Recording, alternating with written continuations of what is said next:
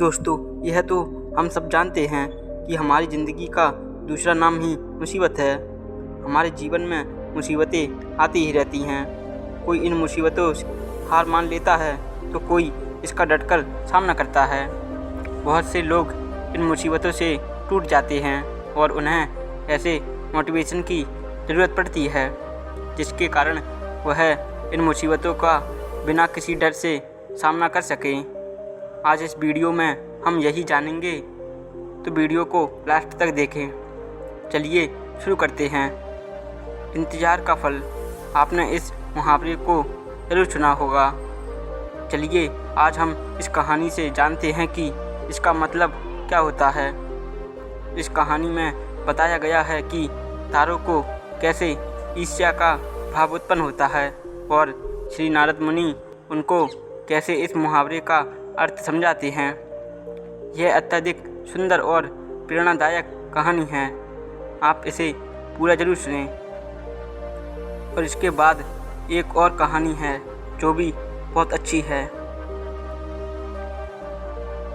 जब सूरज अस्त हो रहा था तब हल्की हल्की संध्या से उत्पन्न होती है और चारों तरफ शांत वातावरण जैसा एक अंधेरा सा छा जाता है।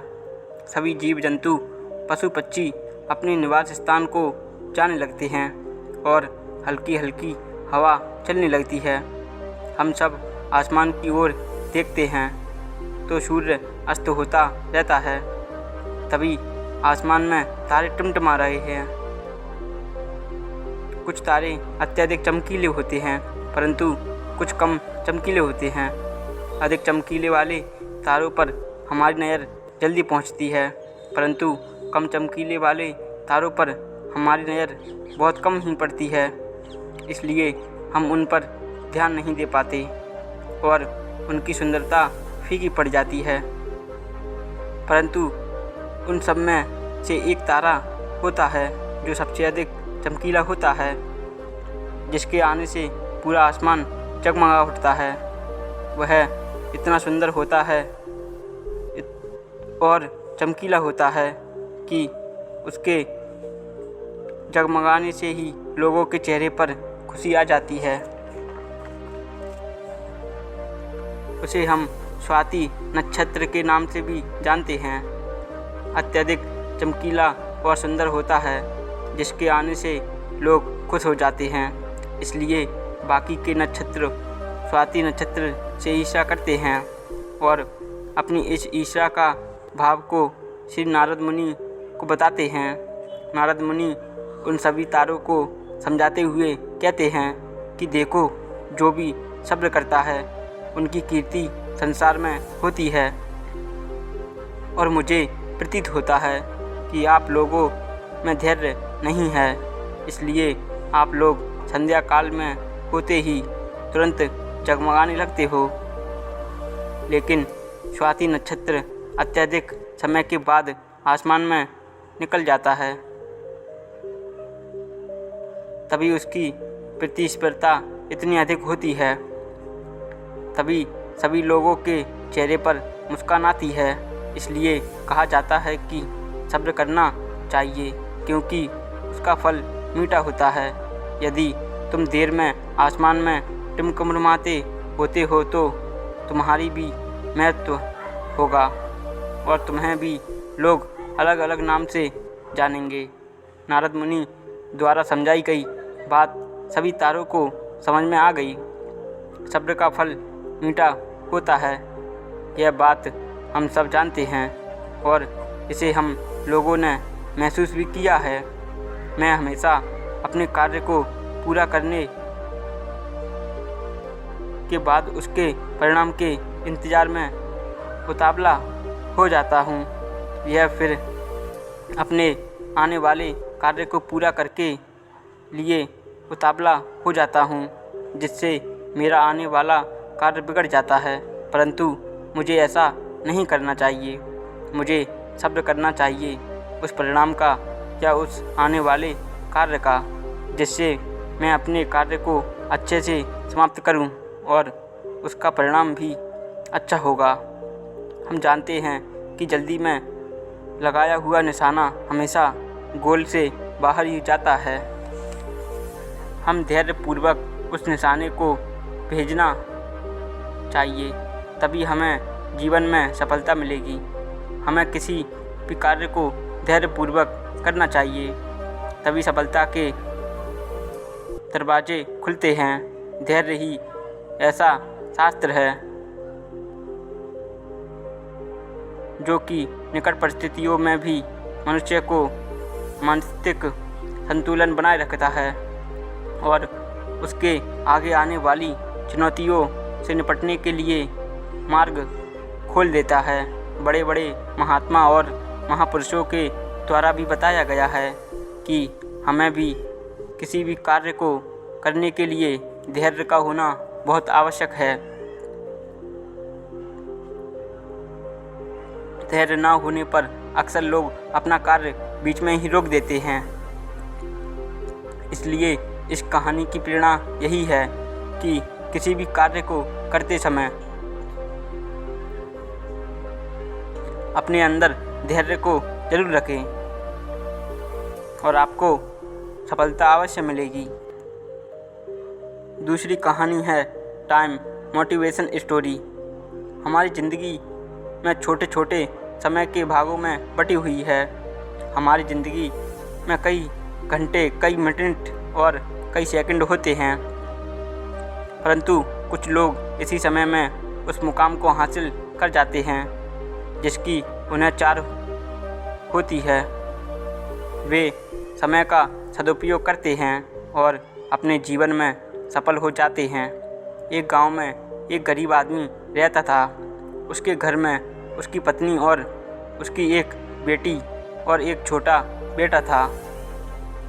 उसकी पत्नी दूसरों के घर में काम करके अपने परिवार का खर्चा चलाती थी। उसका पति, जिसका नाम रामू था, रामू दिन भर नशे में डूबा रहता था और दूसरों के साथ अपना समय बर्बाद किया करता था।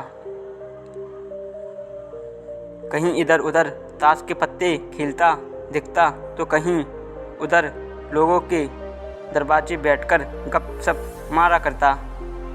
अपने परिवार का ख्याल उसे बिल्कुल नहीं था। उसके माता पिता ने उसकी शादी कर गलती कर दी। बेचारी उसकी पत्नी दिन रात काम कर अपने बच्चों को पालती थी। यदि उसकी पत्नी एक भी दिन काम पर ना जाए तो उसके बच्चे भूखे रह जाते थे। इसलिए उसकी पत्नी प्रत्येक दिन दूसरों के यहाँ पर काम करती रहती थी। इसलिए रामू को इन सब बातों से कोई मतलब नहीं था। उसे बस अपना समय बर्बाद करके हंसी मजाक और पत्ते खेलने में बहुत मज़ा आता था।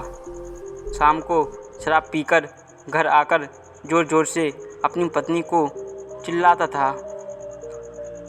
कई बार उसने अपनी पत्नी को मारा भी, लेकिन अब उसकी पत्नी को कर भी क्या सकती है। वह तो अपने बच्चों को छोड़कर नहीं जा सकती थी। रामू को जो कोई भी समझाता था कि रामू कुछ काम करा करो, पैसे कमाया करो, अपने परिवार का खर्च तो उठाओ, तुमने 2 बच्चे हैं, तुम्हारी पत्नी है, उनकी देखभाल करो, ऐसे अपना समय क्यों बर्बाद करते हो। रामू उसके ऊपर बिगड़ आता था और बहुत चिल्लाता था। कहता था, तुम्हें इससे क्या लेना देना, क्या मैं कुछ भी करूं, यह मेरा जीवन है, मैं तुम्हारे घर तो जाता नहीं हूं खाने के लिए। इसके कारण कोई भी गांव का सदस्य इससे इस विषय पर बात नहीं करता था। वह सुबह खाकर निकल जाता था और रात में शराब पीकर आता और अपनी बीवी के ऊपर गुस्सा करता था। ऐसा ही कुछ दिनों तक चलता रहा। कुछ दिनों बाद संसार में एक ऐसी बीमारी ने जन्म लिया जो मानव जाति के लिए अत्यधिक खतरनाक थी। चारों तरफ उस बीमारी का कहर था। आप सब जानते होंगे, मैं कोरोना की वायरस की बात कर रहा हूँ। जब संसार में सरकार द्वारा लॉकडाउन लगा दिया गया था, तब चारों तरफ लोगों का एक दूसरे के वहाँ आना जाना बंद हो गया था। सारे कार्य, सारी फैक्ट्रियाँ, सारी गाड़ियाँ इत्यादि बंद हो गए थे। अब रामू का परिवार भूखा मरने लगा था, क्योंकि पत्नी जो रोज़ कमाने जाती थी वह अब किसी के घर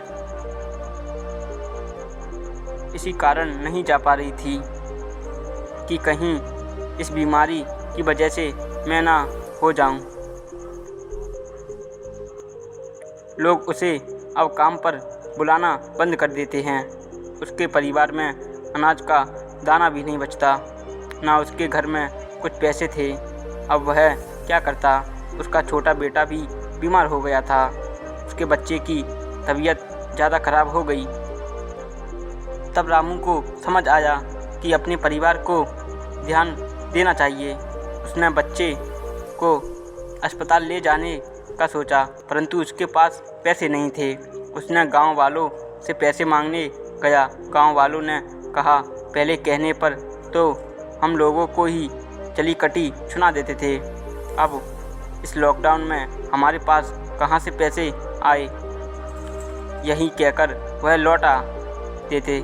रामू अत्यधिक परेशान था। अब करे भी क्या? वह चाहकर भी कुछ नहीं कर सकता था। एक पूरा दिन बीत गया। उसके बेटे थी जो बच्चा था, उसकी तबीयत बहुत ज़्यादा बिगड़ गई। तभी किसी तरह उसकी पत्नी ने जहाँ काम करती थी वहाँ से कुछ पैसे जुटाकर लाई और अब रामू अपने बच्चे को हॉस्पिटल ले जाने के लिए तैयार हो गया। रामू अपने बच्चे को लेकर गांव के बाहर एक अस्पताल में पहुंचा। रामू दौड़ता हुआ डॉक्टर के पास गया। उसने कहा, मेरे बच्चे को बचा लीजिए। डॉक्टर साहब ने सारे इंस्ट्रूमेंट लगाकर चेक किया, तब उसका बेटा मर चुका था। डॉक्टर साहब ने यह बात रामू से कहा कि तुम अपने बच्चे को 20-15 घंटे पहले ले आते तो शायद वह बच जाता। तुम्हारे बच्चे को बचा लेते। मुझे बहुत दुखी होकर कहना पड़ रहा है कि मैं तुम्हारे बच्चे को बचा ना सकी। यह सुनकर रामू के पैरों तले ज़मीन खिसक गई। वह रोने लगा। उससे कहने लगा कि यह सब मेरी गलती है। मैंने जीवन में कुछ नहीं किया, सिर्फ अपने समय को बर्बाद किया। यदि आप मेरे पास पैसे होते तो मैं अपने बेटे को हॉस्पिटल जल्दी ले पाता और मेरा बेटा बच जाता। मैंने अपने जीवन में समय को बहुत बर्बाद किया है, लेकिन आज मुझे समय की अहमियत पता चल गई है। हमें इस कहानी से यही सीख लेनी चाहिए कि हमें अपने समय को बर्बाद नहीं करना, उसका सदुपयोग करना चाहिए। तभी हमें अपने जीवन में सफलता मिल सकती है। इस कहानी में अगर रामू पहले से काम करता होता तो उसके बच्चे की जान नहीं जाती, क्योंकि उसके पास पैसे होते और उन पैसों से वो हॉस्पिटल जल्दी पहुंच जाता। दोस्तों, आजकल तो वैसे भी कंपटीशन बहुत ज़्यादा हाई हो गया है हर फील्ड में, इसलिए आपको यह बात अपने दिमाग और दिल में बैठानी होगी कि आपको समय बर्बाद नहीं करना और अपने लक्ष्य पर जोर देकर काम करना है। आपका लक्ष्य कोई भी हो, चाहे IAS बनना हो, चाहे कोई सरकारी नौकरी हो या फिर बिजनेसमैन, उसकी सारी नॉलेज ले लें और उस पर काम करना शुरू करें और दुनिया को भूल जाएं, क्योंकि ये दुनिया एक मोह माया की जरा सराई है, जहाँ पर आज कोई आदमी जिंदा है और वो कल मर जाता है। ये ही माया है। हमारा शरीर माया का हिस्सा है। हमको नहीं पता कि कौन कब मर जाए। इसीलिए अपने काम पर फोकस करो। इस दुनिया की चिंता तुम मत करो। तुमने यह दुनिया नहीं बनाई, ना ही हमने बनाई, इसलिए हमें तो सिर्फ अपने कार्य को करना चाहिए। जिसे हम अच्छी लगी हो तो चैनल को सब्सक्राइब करें।